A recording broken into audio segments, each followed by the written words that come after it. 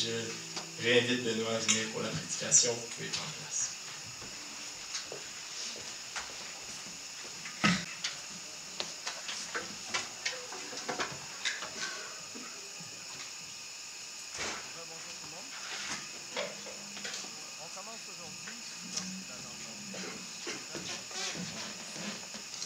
Rebonjour tout le monde. On commence aujourd'hui, comme vous l'avez entendu, déjà avec les chants de notre série de Noël. On a justement de la belle neige qui va possiblement disparaître dans les prochaines heures ou se transformer en glace ou je ne sais pas qu'est-ce qui va se passer avec la météo. Mais une des choses principales que Noël vient annoncer à notre monde, c'est de l'espoir.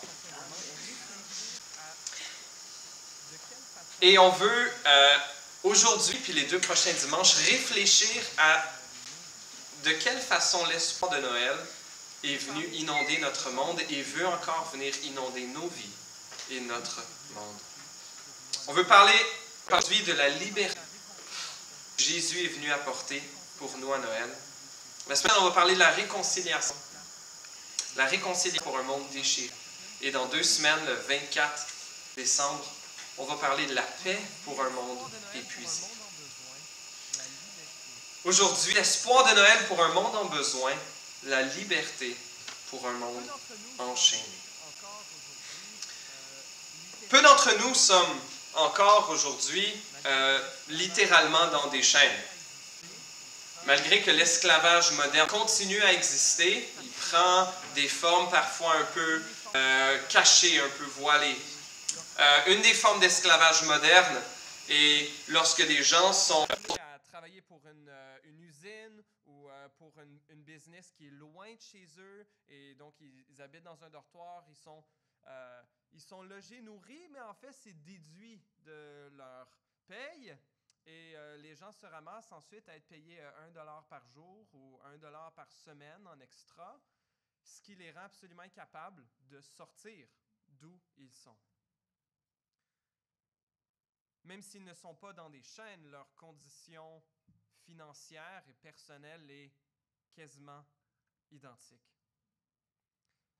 Mais de quelle autre façon est-ce que notre monde, est-ce que nous pouvons vivre certaines formes d'asservissement, d'esclavage?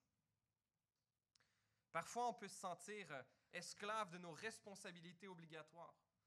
On peut se sentir esclave peut-être au travail, dépendamment de votre relation avec votre gestionnaire, votre responsable, envers nos parents peut-être, envers des amis.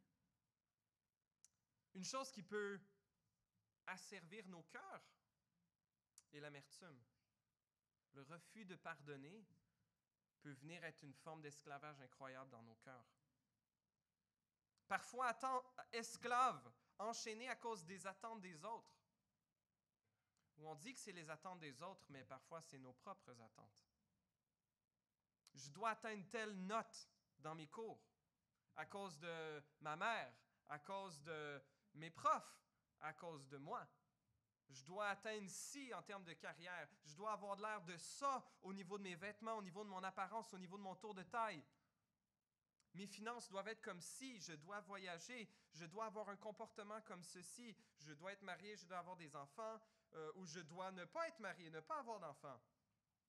Les attentes des autres ou nos propres attentes peuvent facilement devenir une forme d'asservissement. Notre monde est en quête de liberté. Et une des choses que notre monde nous dit à propos de comment trouver la liberté, c'est de ne pas s'engager ou de ne pas s'attacher. La liberté, n'est-ce pas de vouloir faire ce qu'on veut, quand on veut, avec qui on veut?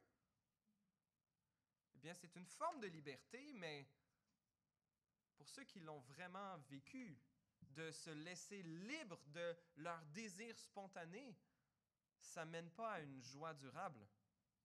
Au contraire, bien souvent, ça mène à une autre forme d'esclavage en soi.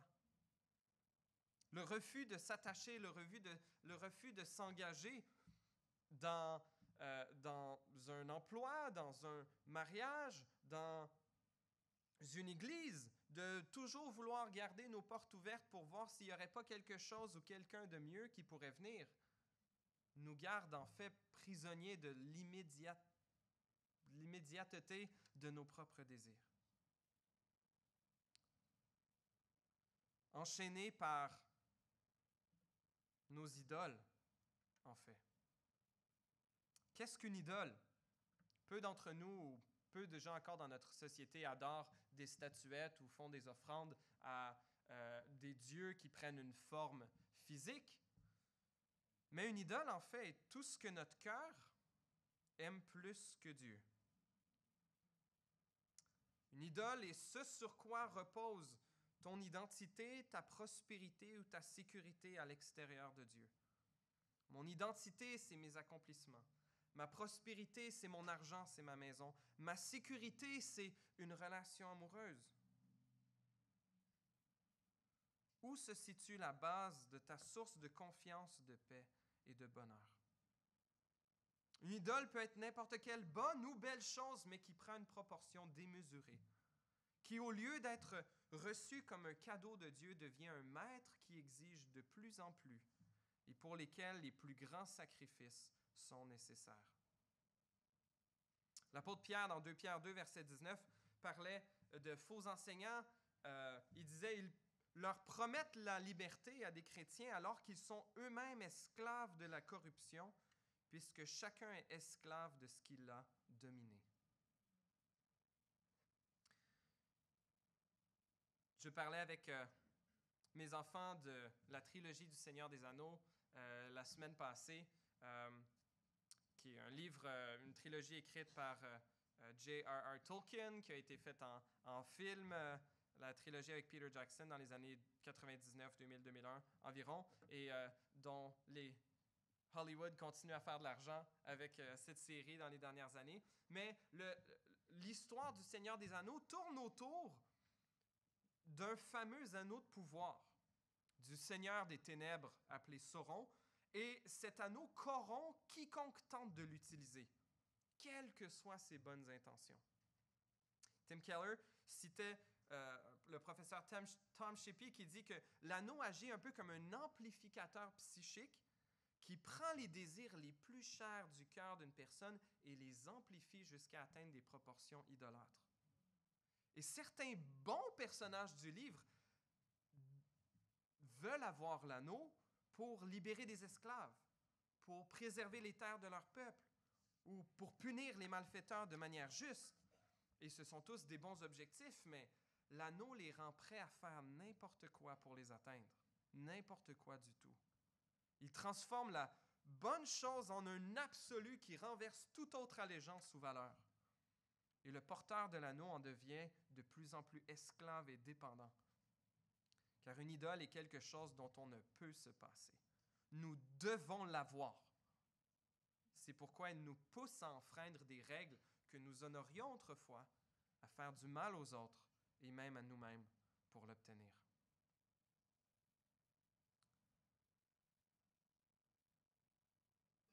La Bible utilise ce langage dans l'Ancien Testament pour parler, le langage de l'idolâtrie, souvent qui est utilisé à quelques fois dans le Nouveau Testament aussi, pour parler en fait de notre nature pécheresse, de notre nature propre à prendre autre chose que Dieu et l'élever en ultime dans nos vies.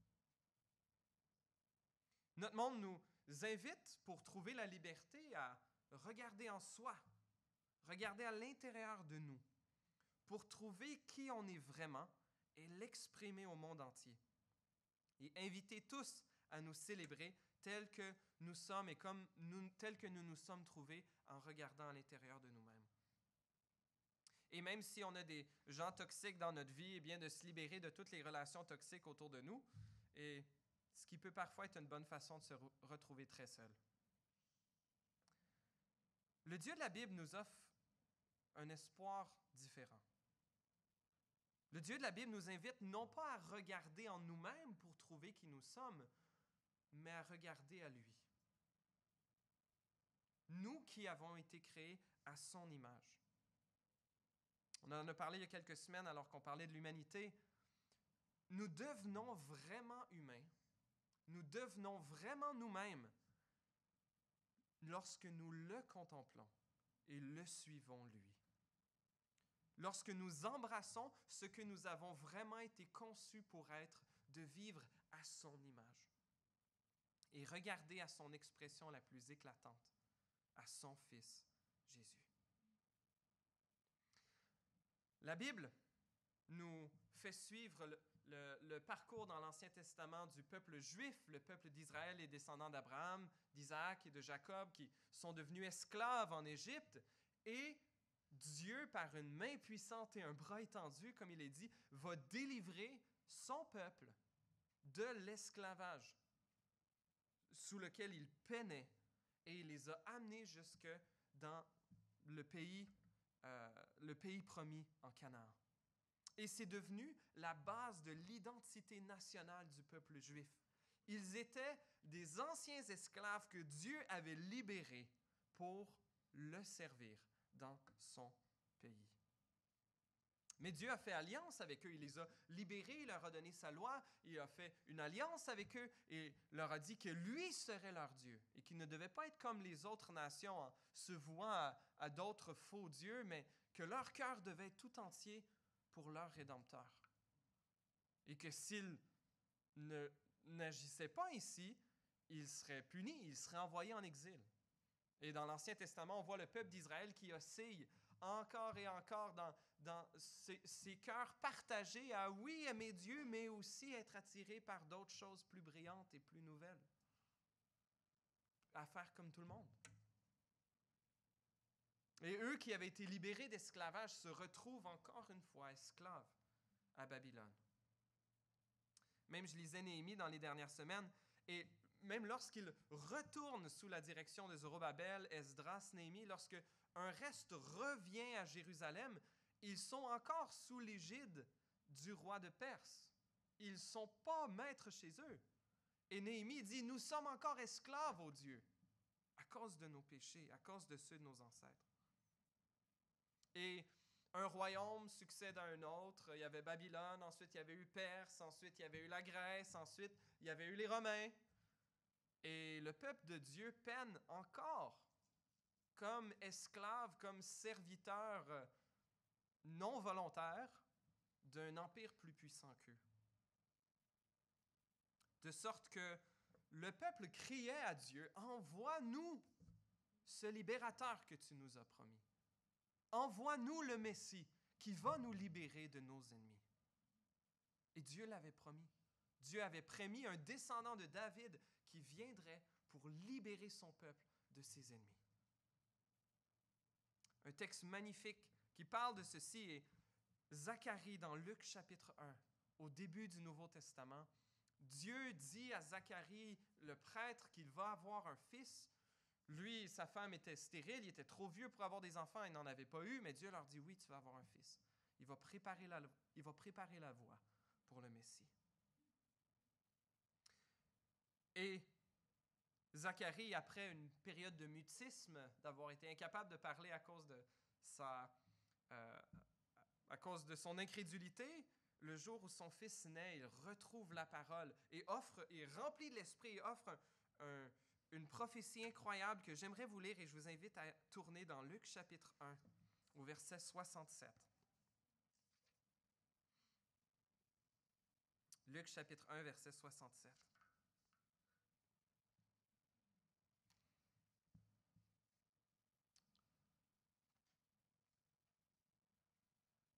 Son père Zacharie fut rempli du Saint-Esprit et prophétisant en ces termes. On va lire les 10 prochains versets jusqu'au verset 79. « Béni soit le Seigneur, le Dieu d'Israël, parce qu'il a visité et racheté son peuple. Il nous a donné un puissant sauveur dans la famille de son serviteur David. C'est ce qu'il avait annoncé par la bouche de ses saints prophètes des temps anciens, un sauveur qui nous délivre de nos ennemis et de la domination de tous ceux qui nous détestent. Ainsi, il manifeste sa bonté envers nos ancêtres et se souvient de sa sainte alliance, conformément au serment qu'il avait fait à Abraham, notre ancêtre.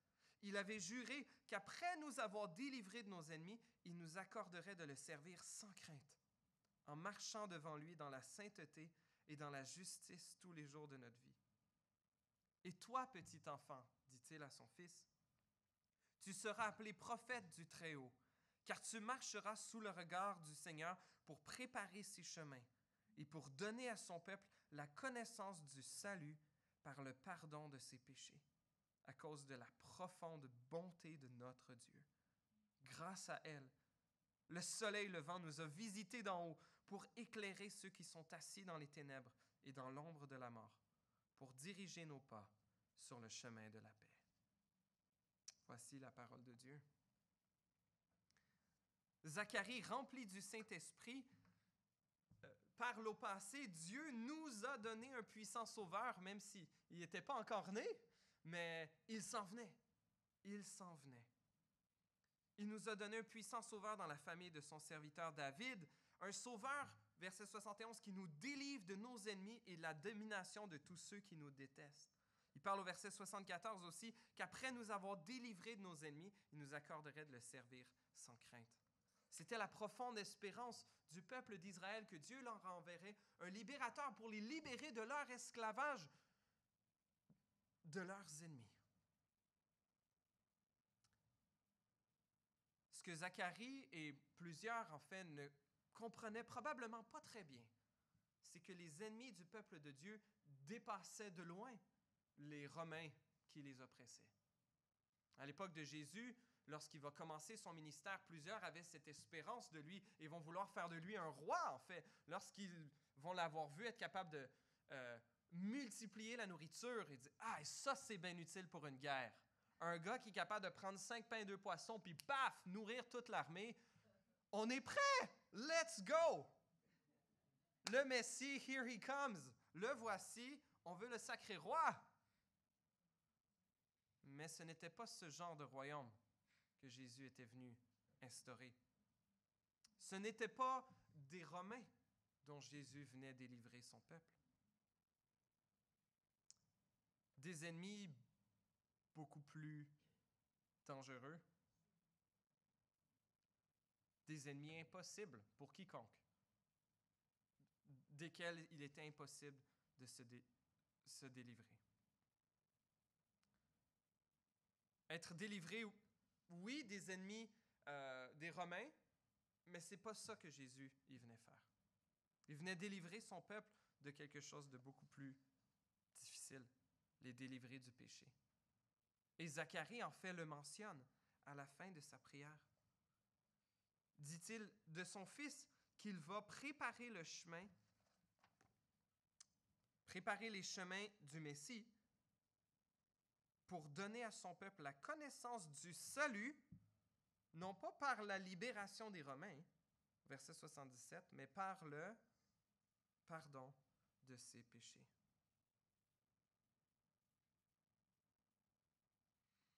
Dans Jean 8, Jésus a parlé de liberté, qu'il était venu pour offrir la liberté. Il dit aux Juifs qui avaient cru en lui, « Si vous demeurez dans ma parole, vous êtes vraiment mes disciples, vous connaîtrez la vérité et la vérité vous rendra libre. » Ils lui répondirent, « Nous sommes la descendance d'Abraham, nous n'avons jamais été esclaves de personne. Comment peux-tu dire, vous deviendrez libres? » En vérité, je vous le dis, leur répliqua Jésus, toute personne qui commet le péché est esclave du péché.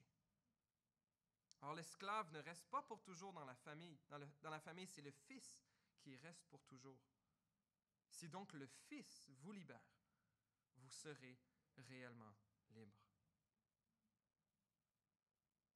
Un esclavage au péché.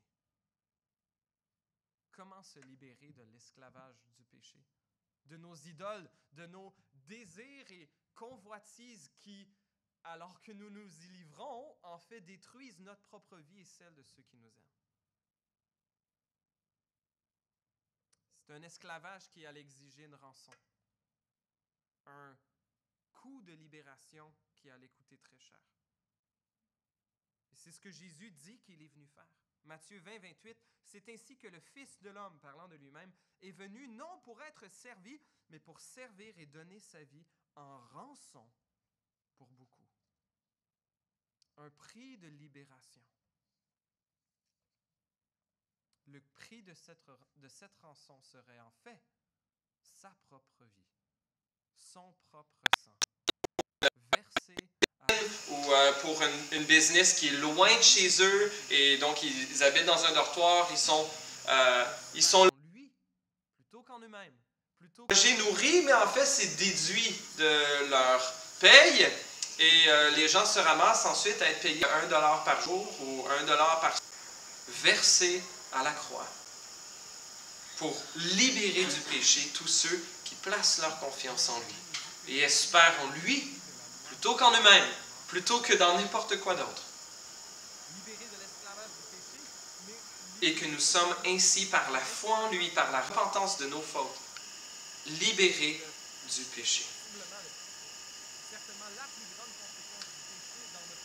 Romains 8,2 nous dit que nous sommes par la foi en lui. Libérés de l'esclavage du péché, mais libérés également de l'esclavage de la mort.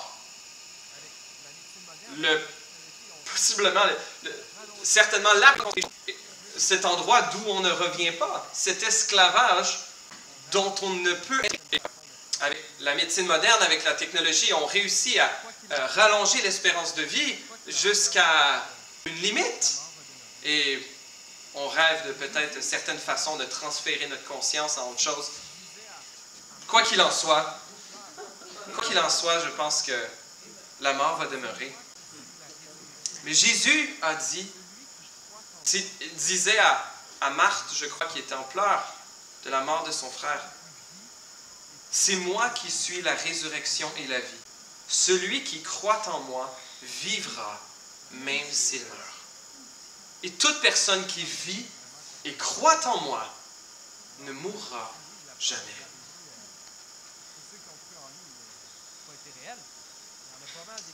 Est-ce qu'il est en train de dire vraiment qu'on ne va jamais mourir? Alors, si oui, la promesse de Jésus, pour tous ceux qui ont cru en lui, n'a pas été réelle. Il y en a pas mal des chrétiens qui sont morts. Et on va tous y passer. Mais Jésus parlait d'une résurrection après la mort. Et c'est très clair dans le texte. Jésus nous annonce à nous tous qui croyons en lui que même si nous sommes morts, nous ressusciterons pour être avec lui pour toujours. Même l'esclavage de la mort sera brisé. Qu'en est-il de cette liberté cependant du péché? Libre du péché, libre, eh bien c'est une réalité que nous peinons à vivre, n'est-ce pas? Parfois dans notre vie, peut-être si vous êtes chrétien au début de votre marche avec le Seigneur, vous avez vécu une libération de péché dans votre vie, de patterns destructeurs et gloire à Dieu, parfois il prend plaisir à nous libérer de certains péchés d'une façon nette et totale et pour le restant de nos jours. Mais dans le domaine, la lutte meurt. Le sentiment d'esclavage où on ne se sent pas libre bien souvent du péché.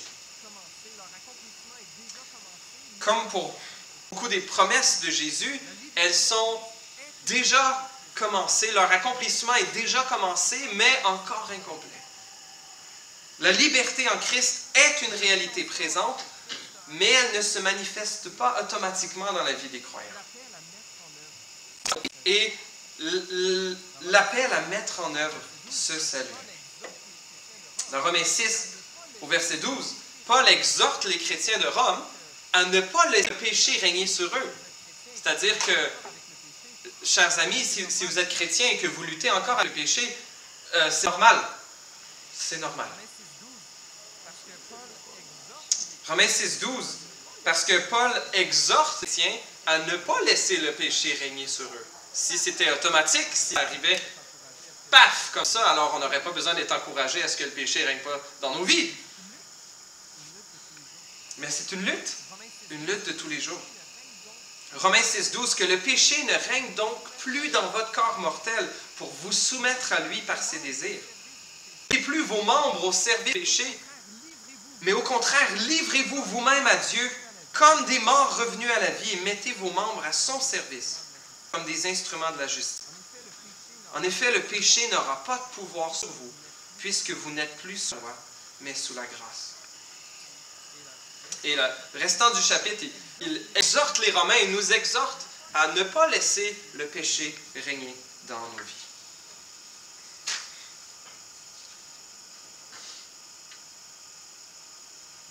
Jésus a mentionné à ceux qui voulaient le suivre. Ceci dans Matthieu 16, verset 24. « Si quelqu'un veut être mon disciple, qu'il renonce à lui-même, qu'il se charge de sa croix et qu'il me suive. » En effet, celui qui voudra sauver sa vie la perdra, mais celui qui la perdra à cause de moi la retrouvera. La liberté en Christ implique de renoncer à nous-mêmes. Ça semble peut-être un peu contre-intuitif. Jésus nous appelle, si nous voulons goûter à la vraie liberté, à la vraie vie, il nous appelle à être prêts à mourir à nous-mêmes, à mourir à notre propre vie, mourir à notre orgueil, mourir à notre égocentrisme, mais mourir pour revivre, mourir pour mieux vivre, mourir pour vraiment vivre.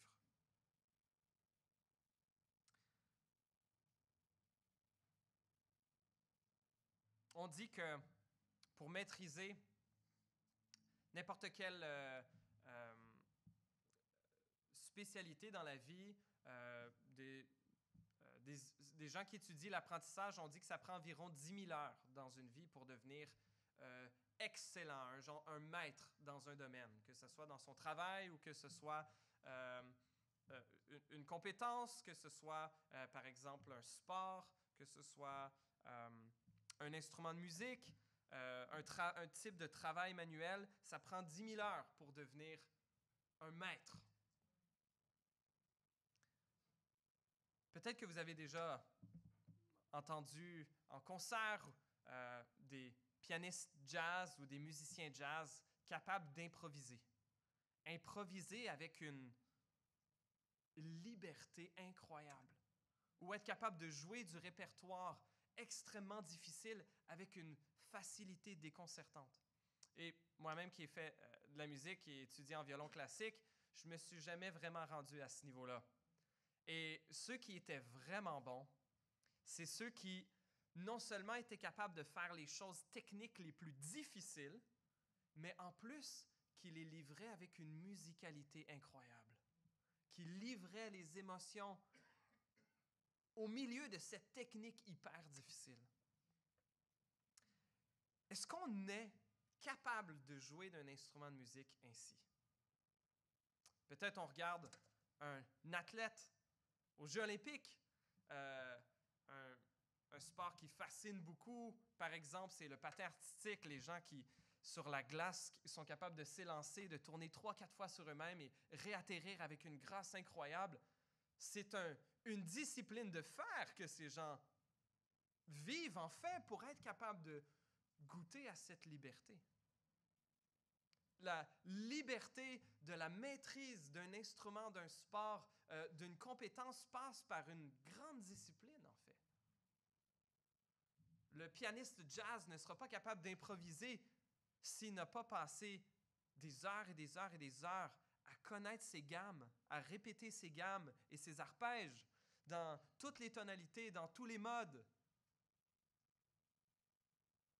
La discipline est nécessaire pour goûter à la liberté. Et chers amis, parfois on s'imagine que, comme chrétien, la liberté en Christ devrait venir automatiquement. Mais en fait, c'est un peu comme le restant de la vie. Ça prend de la discipline. Je pense que c'est John Owen qui disait que celui qui veut pécher peu, prie beaucoup. Celui qui veut pécher peu, prie beaucoup. Parfois, on espère que la lutte contre le péché peut s'être finie avec un moment de prière intense, un moment de confession particulièrement sincère. Et le Seigneur se sert de ça. Mais lorsque je me présentais à mes cours de violon et que je n'avais pas pratiqué de la semaine, mais que la veille, alors là, je pratiquais 2 heures pour être capable de rattraper tout ce qui était manqué, Même le gros bloc une fois de temps en temps n'était pas très utile. Ça prenait de la rigueur, ça prenait de la discipline. Chers amis, si on veut grandir dans notre foi, si on veut grandir dans le fait de goûter à cette liberté, c'est normal que ça implique des formes de discipline dans nos vies. Des disciplines, certes personnelles, de rechercher le Seigneur par la prière, de le rechercher dans sa parole, mais de ne pas le faire seul. Les athlètes qui s'entraînent seuls, les musiciens qui s'entraînent seuls, ne se rendent jamais au top. Ça leur prend des entraîneurs. Ça leur prend d'autres avec qui ils s'entraînent, d'autres avec qui ils partagent, d'autres avec qui ils se motivent. Chers amis, si on veut goûter à la liberté en Christ, on a besoin les uns des autres. On a besoin d'être à l'Église, oui, mais on a besoin de se partager vraiment comment ça va.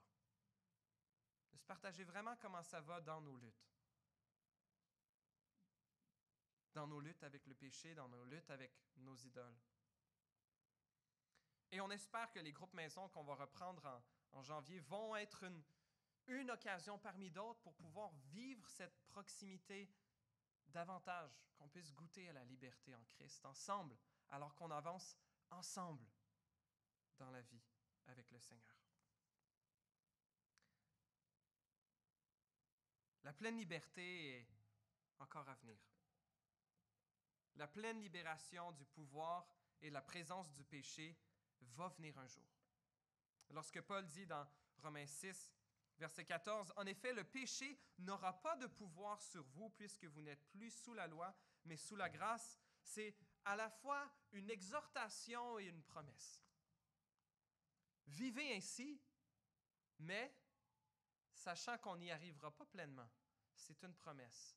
Bientôt, au jour du retour de Jésus, le péché n'aura plus jamais de pouvoir sur vous. Le péché n'aura plus jamais de pouvoir sur vous.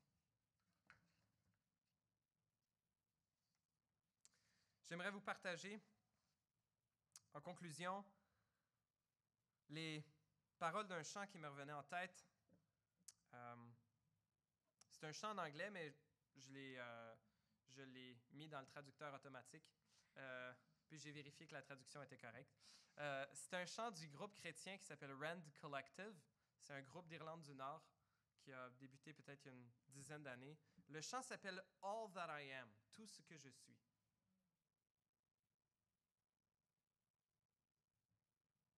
J'aimerais vous lire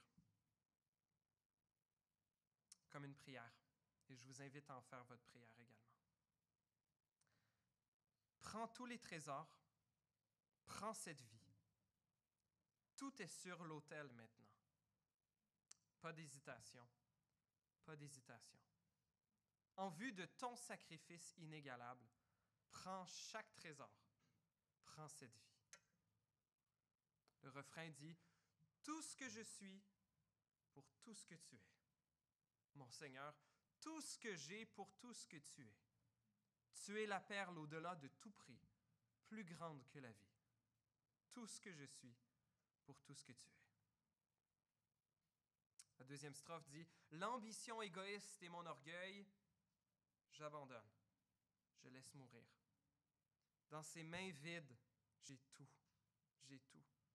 La joie pure de te connaître, mon Seigneur. Tout ce que je suis pour tout ce que tu es. Mon Seigneur, tout ce que j'ai pour tout ce que tu es. Tu es la perle, au-delà de tout prix, plus grande que la vie. Tout ce que je suis pour tout ce que tu es. » C'est seulement dans l'abandon, dans l'abdication, que je suis libre. C'est seulement dans l'abdication que je suis vraiment libre. Je suis libre. Je suis vraiment libre. Tout ce que je suis, pour tout ce que tu es, mon Seigneur, tout ce que j'ai, pour tout ce que tu es. Tu es la perle au-delà de tout prix, plus grande que la vie. Tout ce que je suis, pour tout ce que tu es. Amen. Seigneur, tu vois comment nous luttons encore avec diverses formes d'esclavage volontaire dans nos vies, Seigneur. Et tu vois l'esclavage dans lequel notre monde se trouve, qu'il en soit conscient ou non. Merci, ô notre Dieu, d'avoir envoyé, il y a plus de 2000 ans, un sauveur pour venir nous libérer de nos chaînes, nous libérer du péché. Ô Dieu, permets que ce message se propage dans notre Église et dans notre vie ce Noël. Permets que nous goûtions à la liberté, à la véritable liberté que tu nous donnes, alors que nous abandonnons nous-mêmes à toi.